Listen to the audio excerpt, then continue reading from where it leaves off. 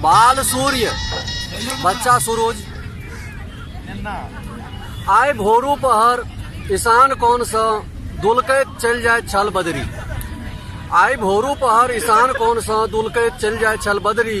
देखलकै सूरज के जाड़ सँ कपैत पृथ्वी केर पुवरिया सीमान पर।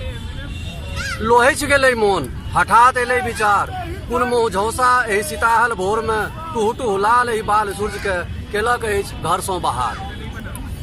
एहि बाल सूर्य के केलक अछि घर सँ बाहर। लपैट के अपन सिरक तर लगले नुका लेने छल बदरी, वही जाड़ सँ कपैत बाल सूर्य के। ठीक वही काल हमहूँ छलहुँ ओछौन पर सिरक तर नुकायल, आधा सँ बेसी सुतल मुदा एक मिसिया जागल।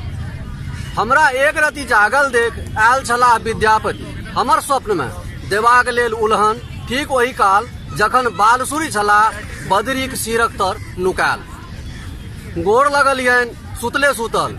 ओहिना जेना अनेक सांस्कृतिक कार्यक्रम के निहार मैथिल जन हुनके नाम पर देश सँ विदेश धरि लुटैत अछि खरखाही।